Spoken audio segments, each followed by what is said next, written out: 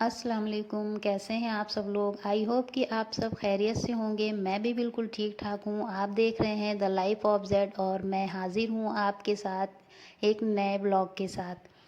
तो आज हम ये 3 बजे से मैंने शूट करना शुरू किया ये अपना ब्लॉग। शाम का रूटीन है आप लोगों के साथ शेयर किया है। ये मेरी बेटी अपना कुछ स्कूल का प्रोजेक्ट कर रही थी जिसमें उसे मेरी मदद की ज़रूरत थी। तो मैंने यहीं से अपना ब्लॉग स्टार्ट कर दिया कि यहीं से मैं शुरू कर दूं। तो ये देखिए वो कुछ उसे अपने स्कूल में ये बनाकर इस तरह से वीडियो बनाकर भेजना था, तो उसमें उसे मेरी ज़रूरत थी तो मैंने वहीं से शुरू किया। उसके साथ थोड़ी मदद की उसकी, और उसके बाद ये देखिए बर्तन ये जो हैं ये तो मुझे ही धोने पड़ेंगे। तो ये मैंने बर्तन और जो पहले से रखे थे थोड़े बहुत सब मिलाकर मैंने बर्तन धोए। और अब और मैंने उसके छील बाद लिए में हैं ये ये मैं प्याज। प्याज खरीद कर जब आए थे तो बड़े छोटे सब मिक्स थे, लेकिन जल्दी जल्दी में बकरा ईद में सब बड़े बड़े तो मैंने छांट कर जल्दी जल्दी बना लिए, काट लिए। और अब छोटे छोटे बच्चे हैं तो सोचा है काम से पहले इन्हें भी पहले अभी ही छील के रख लूँ ताकि शाम को आराम हो जाए। तो ये मटन लिया है मैंने और इसे थोड़ा सा मैरिनेट करके भी अभी ही रख दूंगी ताकि शाम को जो है ये अच्छे से मैरिनेट हो जाए। इसमें डाल दिया है अदरक लहसुन का पेस्ट, नमक, थोड़ा सा काली मिर्च डाल दी है। काली मिर्च का चम्मच मैं एकदम छोटा सा रखती हूँ क्योंकि काली मिर्च ज़्यादा हो जाती है तो बहुत हलक में लगती है। तो ये छोटा सा चम्मच रखती हूँ ताकि ज़्यादा ना होने पाए। बड़े चम्मच से अगर ज़्यादा गिर गई तो ज़्यादा हो जाती है। तो इसे अच्छे से कर देंगे मिक्स, और इसे मिक्स करने के बाद इसे मैरिनेट करने के लिए 2 घंटे के लिए रख देंगे। तो शाम हो गई है, 5 बज गया है और अब मैं आ गई हूँ किचन में। फिर से मैंने कुकर चढ़ा दिया है और उसमें डाल दिया है तेल। और तेल डालने के बाद मैंने ये रख दिया था ये काजू का पेस्ट है जो मैंने कल पीसा था और इसे फ्रीज़र में रख दिया था। तो ये अभी बहुत ही इसमें बर्फ़ जमी हुई है तो मैं डीप फ्रॉस्ट पर रख दूँगी। मैंने पहले से निकालना भूल गई थी तो डीप फ्रॉस्ट पे लगा दूँगी ताकि ये अच्छे से मेल्ट हो जाए और मुझे डालने में कोई परेशानी ना हो।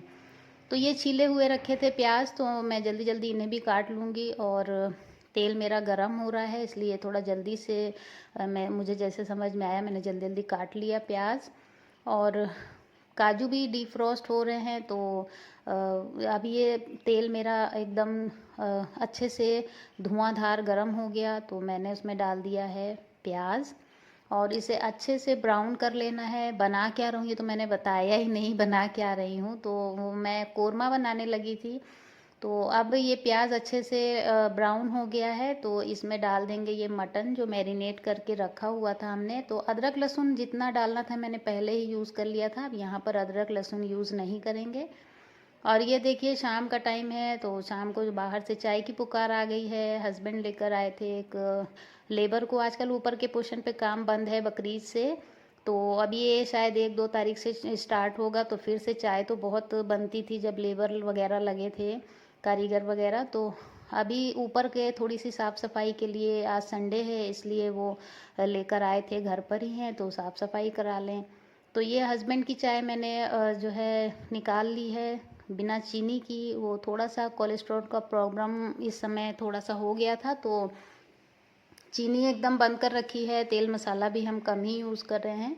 तो अब ये लेबर की चाय जो 1 कप बची तो मैंने उसमें चीनी डाल दी और उसे भी मैं खौला लूँगी। तो ये कप हैं जो हम ख़रीद कर लाते हैं, जैसे 12 कप मैं इसके ख़रीद कर लाई थी तो सारे टूट गए और ये 3 कप मेरे बचे थे। तो मैं इस तरह से कप जो बच जाते हैं, जैसे सेट ख़रीद कर लाती हूँ, जो बच जाते हैं वो मैं रख देती हूँ ताकि कभी अगर डिस्पोज़र मैंने तभी मंगाए थे और वो एग्जैक्ट उसी दिन ख़त्म हुए जिस दिन लेबरों कारीगरों की छुट्टी हुई। तो मैंने सोचा अब जब फिर से काम लगेगा तब मंगाऊंगी, और बकरीद की भाग दौड़ में याद भी नहीं रहा। तो अब एक डिस्पोज़र की ज़रूरत है, अब बताइए कहाँ से आता। और ये कप रखे थे तो मेरे यही यूज़ हो जाते हैं, बहुत अच्छा आसानी रहती है। आपके भी बच जाएँ तो आप ज़रूर रख लिया करें, कभी इस तरह देना हो तो यूज़ हो जाते हैं। तो अब मैंने चाय दे दी है, इतनी देर में मेरा गोश्त जो है अच्छे से फ्राई हो गया है। तो अब इसमें मसाले डाल देंगे। इसमें कोरमे में लगभग सारे ही मसाले जाते हैं। तो 1 चम्मच मैंने लाल मिर्च पाउडर 1 से 1.5 चम्मच डाला है, और 2 चम्मच धनिया पाउडर, आधा चम्मच हल्दी पाउडर। ये एक डब्बे से ही सारे मसाले डाल देती हूँ। ये आप लोगों के साथ मैंने शेयर किया था, एक ही जगह पर सारे मसाले रखो तो आराम रहती है। तो ये 3 डब्बे मेरे हैं, जिसमें मेरे हैं काली मिर्च और गरम मसाला और ज़ीरा पाउडर, जो मैं घर में ही बना कर रखती हूँ, इन्हीं डिब्बों में मैं रख लेती हूँ।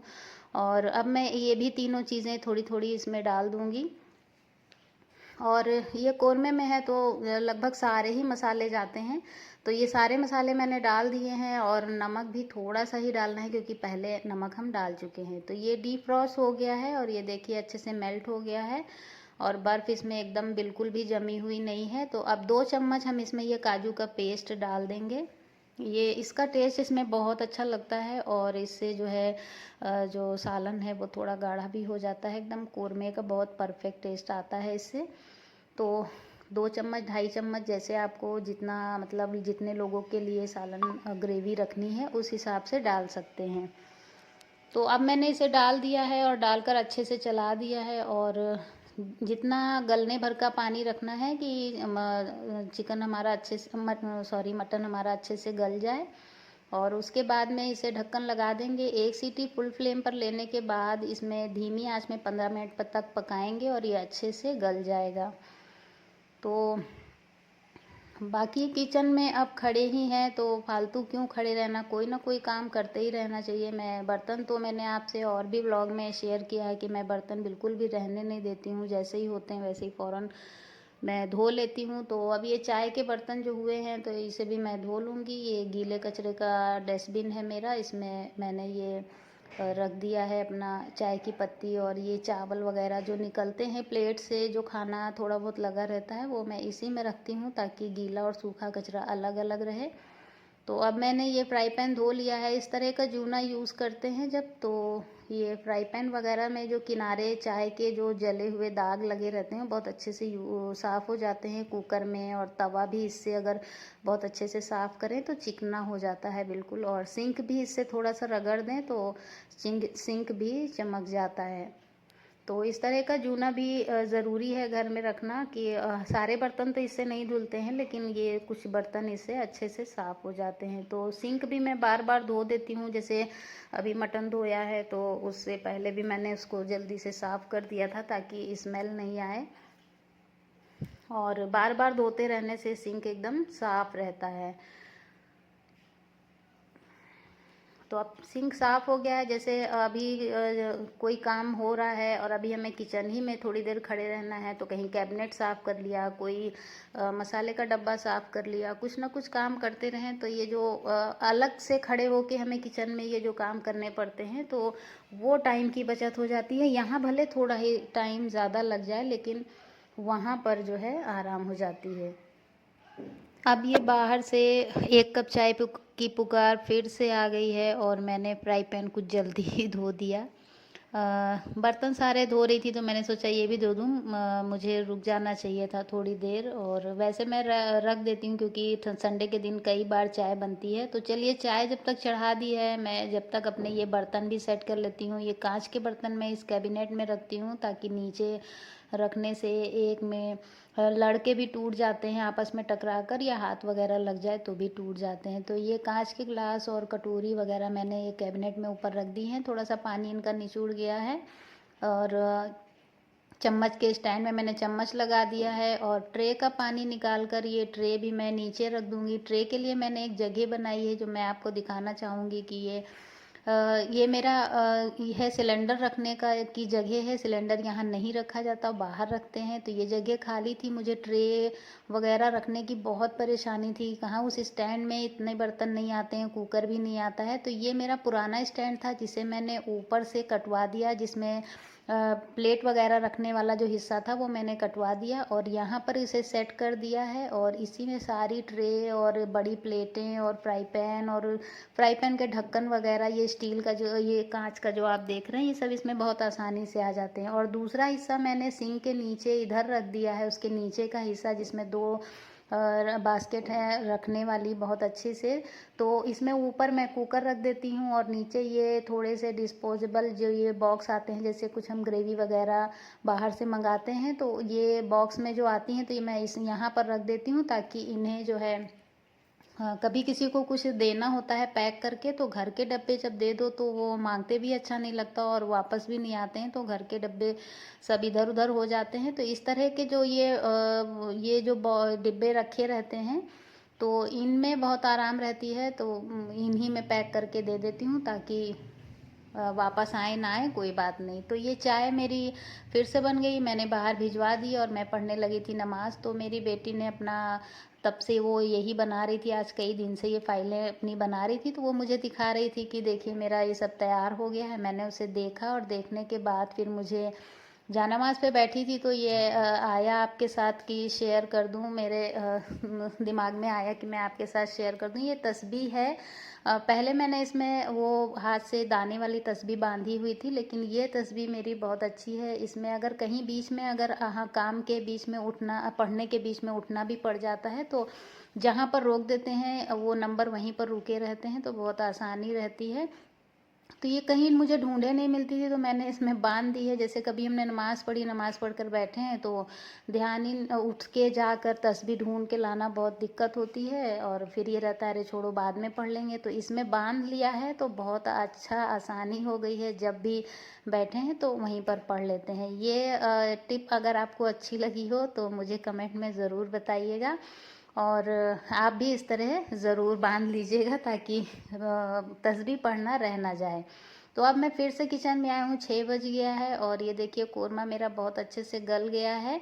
सारे पीस अच्छे से गल गए हैं, मैंने चेक कर लिया है और अब इसे थोड़ा सा भूनना है। अभी थोड़ा सा इसमें पानी है तो इसे भून लेंगे। भूनने के बाद धीमी आंच में मैंने इसे रख दिया है भुनने के लिए। तो अब बेटी का मेरा काम ख़त्म हो गया और वो उसे थोड़ा सा कबाब खाने का मन हुआ। कल मैंने ये कबाब तैयार किए थे और फ्राई किए थे, तो ये थोड़ा सा बचा था तो मैंने फ्रीज़र में डाल दिया था, नीचे नहीं रखती हूँ ताकि ख़राब हो जाए। तो अब इसे भी डीफ्रॉस्ट पे लगा देंगे और ये अच्छे से डीफ्रॉस्ट हो जाएंगे तो वो तल लेगी अपने आप ही। मैंने उससे कहा है तुम खुद ही तल लो और ये उसने अपना जो है डीफ्रॉस्ट पर लगाकर वो और अपना काम करने चली गई और ये टिफ़िन वगैरह मुझे दे गई धोने के लिए। तो ये दोपहर में मैंने हस्बैंड का टिफ़िन था, ये मैंने दोपहर में इसका कवर धो दिया था। संडे के दिन मैं कवर ज़रूर धो देती हूँ और उनका साफ़ हो गया, इसका रह गया था, मुझे भी याद नहीं रहा उस समय मांगने में और मैं मांग के धो लेती हूँ, लेकिन उस समय मुझे भी याद नहीं रहा। तो अब मैंने सोचा है उसने दिया है तो मैंने सोचा अभी भी धो देती हूँ, सुबह तक सूख जाएगा। तो जो थोड़े बहुत बर्तन थे चाय के वापस आए और ये इसे भी मुझे धोना था, तो वो इसमें जैसे ऑयल के दाग वगैरह अंदर लग जाते हैं तो जिसकी वजह से थोड़ा सा गंदा गंदा लगता है और हफ्ते भर इस पे हाथ लगते रहते हैं मेरे भी और बच्चों के भी। खाने के बाद इसे फिर से बंद करते हैं तो थोड़े बहुत ऑयल के दाग ऊपर भी लग जाते हैं तो गंदा लगता है। इस तरह साफ़ कर दें तो देखिए बिल्कुल नया जैसा हो जाता है। तो इसे मैंने यहीं पर टांग दिया है, ये सूख जाएगा और बाकी बर्तन भी धोकर मैंने रख दिए हैं। तो ये जाली मैं इस तरह निकाल कर इसे इस तरह बार बार साफ़ कर देती हूँ। ये देखिए इसमें फंस जाता है, तो जाली साफ़ रहती है तो स्मेल नहीं आती है और नीचे कचरा भी नहीं जाता है। तो बार बार इस तरह साफ़ कर देने से अच्छा रहता है। कोरमा मैंने धीमी आंच में रखा था, वो भी एकदम परफेक्ट तैयार हो गया है। और ये अब ये बची हुई चाय मैंने सोचा अभी तो ये रात हो गई है कोई नहीं पिएगा, तो इसे मैंने अपने लिए गरम कर लिया है। थोड़ा सा इलायची और अदरक थोड़ा सा ज़्यादा डाल के, मुझे ज़्यादा अच्छी लगती है। तो अब बेटी मेरी आई है, वो अपना कबाब थोड़े से बना रही है। प्लेट मांग रही थी मुझसे कि प्लेट दे दें तो मैं ये वाले बना बना कर रखती जाऊँ। तो मैंने सोचा कि प्लेट उससे भी बताती जाती हूँ किस तरह बर्तन कम गंदे करें ताकि हमें कम ही धोने पड़ें। तो मैंने कहा इसी ढक्कन पर रख लो और बना बना कर इसी ढक्कन पर रख लो ताकि एक प्लेट कम गंदी हो। अब एक में ये बना बना कर रखें और एक में जो है फ्राई करके रखें तो 2 प्लेटें धोने के लिए फिर हो जाएंगी। तो जब थोड़ा सा काम होता है तो जैसे इस पर अब ये 4 ही कबाब फ्राई करने हैं तो ये आराम से इस पर आ गए हैं, तो बेकार क्यों प्लेट इसके लिए गंदी करना। तो हम जब इस तरह से काम करते हैं तो बच्चे भी हमें देखते हैं, वो भी सीखते हैं। वरना तो बच्चे इतनी बर्तन गंदे करते हैं, किसी दिन घर पर ना रहो कि अगर सारे काम करके जाओ तो शाम को बर्तनों का ढेर लगा रहता है। तो ये चाय मेरी गर्म हो गई है, मैंने अपनी निकाल ली है चाय और मैं उसे बताती जाऊंगी तो वो अपने धीरे धीरे से कबाब फ्राई कर लेगी। तो अब इस पर चढ़ा दी है मैंने गैस पर कढ़ाई और इसमें डाल दिया है ये थोड़ा सा ऑयल। इसमें कल हमने कटहल सुबह तला था, इसमें फ्राई किया था कटहल बहुत बढ़िया सा, तो वही तेल मैं इसमें यूज़ कर लूँगी, क्योंकि ये मैंने आपको अपने कई वीडियो में बताया है कि इस तरह से बचा हुआ तेल मैं यूज़ कर लेती हूँ। तो अभी हमें कटहल थोड़ा और फ्राई करना है, इसलिए मैंने इस तेल को अपने कोरमे में नहीं डाला था, वरना मैं उसमें भी यूज़ कर लेती। और ये देखिए, ये मैंने बनाकर रखा है शामी कबाब का बैटर बनाकर रखा है। ये रेशे वाले शामी कबाब हैं, तो इसे भी खाने का मन हुआ था, जबकि चटनी वगैरह भी पिसी नहीं है और धनिया भी इसमें नहीं पड़ी है। तो मैंने कल जल्दी से बना कर रख लिए थे कि कल के लिए आज के लिए आसानी हो जाए। तो आज भी ये नहीं बने, कल बनेंगे इंशाल्लाह। तो ये उसने बना लिए हैं और फ्राई करके खाने बैठी। मैंने कहा नमक वगैरह भी खैर इसमें चेक हो जाएगा कि सही है या नहीं सही, मैंने चेक भी नहीं किया था जल्दी जल्दी में। तो नमक थोड़ा सा कम है, तो जो कल मैं बनाऊंगी तो उसमें मिला लूँगी। और इसमें धनिया वगैरह भी अभी और डालना है, और हरी धनिया की चटनी और वो जो दही वाली हरी धनिया की चटनी बनती है उसके साथ ये कबाब बहुत ही टेस्टी लगते हैं, और रोटी पराठे के साथ भी बहुत अच्छे लगते हैं। तो इंशाल्लाह बनाऊंगी तो आपके साथ शेयर करूंगी। बैटर तो खैर बना ही रखा है, लेकिन बाकी काम अभी बाकी है। तो उसने मुझे भी थोड़ा सा चखाया, आप भी चख के देख लें कि नमक मुझे ही कम लग रहा है, बच्चों को इतना नहीं आइडिया होता है। तो वाकई में नमक थोड़ा सा कम था, तो अब मुझे आइडिया हो गया है, जब मैं बनाऊंगी तो उसमें डाल लूँगी। और ये है अब मेरा रोटी का कवर, जिसे मैंने खुद ही बनाया है। और ये शीरमाल मैंने मंगा ली हैं और कोरमा मैंने बना लिया है। तो मुझे रोटी और चावल आज नहीं बनाने थे, तो यही काम मेरा आज थोड़ा सा कम था, तो मैंने सोचा व्लॉग भी बना लूँ, आज काम बहुत ज़्यादा नहीं है। तो मैंने अपने लिए मंगाई है एक नान और बाकी सबके लिए शीरमाल मंगाई है। तो कोरमे के साथ मेरे घर में शीरमाल सबको बहुत पसंद है। तो ये रोटी का कवर मैंने इतना बड़ा बनाया है कि इसमें आराम से बड़ी नान और शीरमाल वगैरह आ जाएं। जो भी आता है मेहमान तो उसके सामने मैं जब रखती हूँ तो वो बहुत तारीफ़ करते हैं। ये मैंने तब बनाया था जब मैंने अपना चैनल भी स्टार्ट नहीं किया था। मुझे सिलाई का शौक़ है, तो मैं यूट्यूब से देख देख कर अलग अलग तरीके के जो है बनाती रहती हूँ। मैंने सिलाई सीखी कहीं नहीं है, मैंने यूट्यूब से ही सीखी है। और जब कुछ करने का और सीखने का मन होता है तो कहीं से भी आप सीख सकते हैं।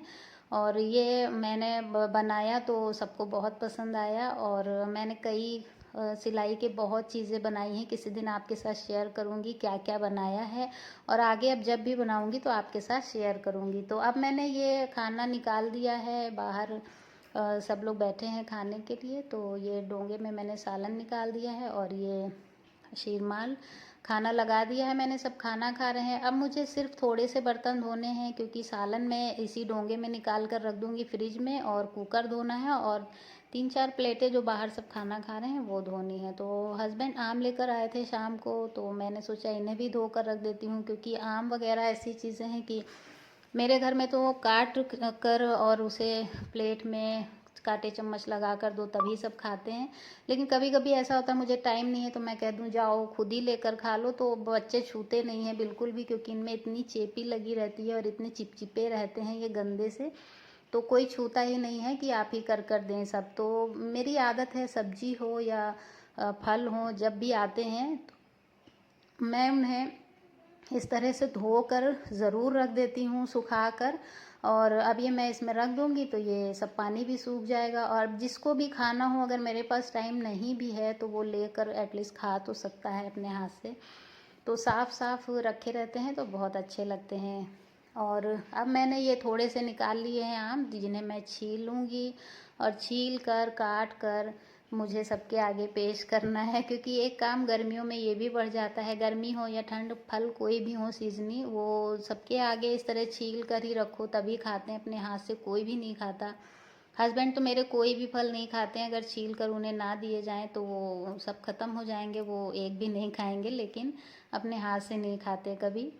तो बच्चों की भी यही आदत है, दोनों बेटे मेरे वो भी नहीं खाते हैं अगर उन्हें काट कर छील कर ना दिए जाएं। तो सुबह शाम मैं दोनों टाइम इस तरह काट देती हूँ। फल जब भी आते हैं तो मैं दोनों टाइम खाने के बाद काट देती हूँ और सब खा लेते हैं। तो ये मैंने ब्लॉग आपके साथ शेयर किया, आप लोगों को कैसा लगा? और आगे भी मैं आप लोगों के साथ अपनी सिलाई के और बहुत सी चीज़ों के ब्लॉग शेयर करती रहूँगी। और आप लोग मेरी वीडियो को लाइक ज़रूर कर दीजिएगा। आप लोग लाइक करते हैं और देखते हैं मेरी वीडियो को, तो मुझे थोड़ा सा और ऐसा महसूस होता है कि मैं और आप लोगों के साथ अपनी एक्टिविटी शेयर करूं। तो इस तरह से थोड़ा सा लाइक करने से आपका तो ज़्यादा कोई वो नहीं होता, लेकिन हम लोगों को, जो लोग बनाते हैं ब्लॉग, बहुत मेहनत लगती है एक एक ब्लॉग बनाने में। तो जैसे लगता है कि सारी मेहनत वसूल हो जाती है। तो आप लोग जो है मेरी वीडियो को पसंद करें तो मुझे बहुत अच्छा लगेगा। तो अगर आप लोगों को मेरी वीडियो, मेरा ब्लॉग अच्छा लगा हो तो इसे लाइक कर दीजिएगा। चैनल पर नए हो तो सब्सक्राइब कर दीजिएगा। और मिलते हैं अगली वीडियो। अब यहीं पर मैं अपने ब्लॉग को एंड करती हूँ। दुआओं में याद रखिएगा। अल्लाह हाफिज़।